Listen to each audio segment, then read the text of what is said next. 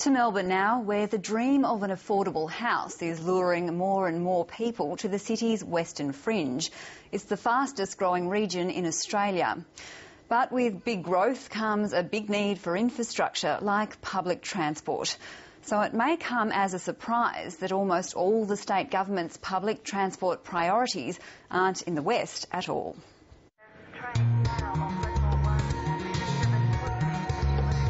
This is an extraordinary region that I don't think Melburnians are quite on top of exactly what is happening on the Western Front.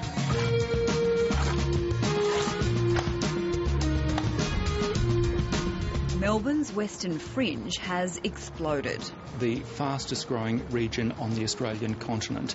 The interesting thing is that at the end of this month, new figures to be released by the Australian Bureau of Statistics, I think, will show that the western edge of Melbourne is pulling even further ahead of the Gold Coast.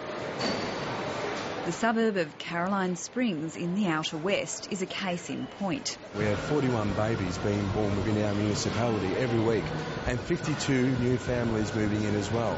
Many of those parents commute to the city, but if they want to travel by train, they first have to drive to a station like Sunshine or Sydenham. Obviously more strain on existing stations which are further outside of our boundaries and municipality. The former Labor government promised Caroline Springs a $220 million train station. It was supposed to be finished next year, but construction hasn't even started. Unfortunately now it seems that the now current government has decided to put this project on hold. We don't understand why. I've written to the Minister as well as the Department of Transport and yet to really receive a response in that regard. So it is a significant concern to our community because many of our residents do work in the CBD and now they're at a loss as what public transport is available to them. Locals are doubly confused because work's already underway on a road to the site of the proposed station. I am at a loss as to why that has occurred, given that now we have a road that's being funded to a road to nowhere. The Metropolitan Transport Forum represents 21 councils across Melbourne. It's mapped the coalition government's pre-election transport promises. Virtually none of them are in Melbourne's west. There are certainly a substantial number of commitments in the eastern part of Melbourne. The Public Transport Minister denies his government is favouring Melbourne's east, the traditional heartland for a Conservative government. Is there a reason, though, that so many of them are situated in the eastern suburbs? You might have a look at the number of projects, but I'd say let's have a look at value. We're doing an awful lot in the west, and a hell of a lot more than what the previous government had dreamed of doing. Mr Mulder cites planned rail links to Avalon and Tullamarine airports.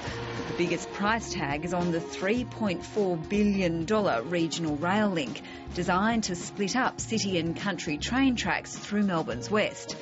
The only problem is that federal funding has been delayed, and the coalition says Labor undercosted the project by nearly $900 million. Is there any realistic chance, though, that that project will be finished by 2014? Well, that's what we're hoping to achieve. As I say, it's going to be tough. What we'll do is we're going to ask the marketplace to have a look at it and say, well, is there anything to be done in terms of innovation, engineering, that can cut some of the cost out of the project, perhaps? But it's a difficult one for us. As for deferring Caroline Springs Station, Mr Mulder blames Labor. They really didn't have a right to put a time frame on delivery of those sort of projects when they knew all along that regional rail was possibly going to chew up close to $880 million, and none of that had been declared. There's a road being built, though, to the site where the Caroline Springs train station is supposed to be built. Why is that happening? Well, contracts would have been let under the former government. Any of those contracts that have been let, we said we would honour those contracts. As I say, the timeline for delivery of some of these projects we'll have to look at.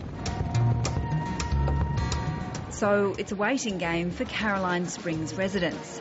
Those watching the west closely say spend now or pay later. The new areas of Melbourne, the Melbourne of the early decades of the 21st century, will not be in the east or in the southeast. It will be in the west, the southwest and the north. I'd be concerned if there was an intention there to deprive our community of much needed infrastructure and services. Is this the legacy that this current government is going to leave behind in the state of Victoria?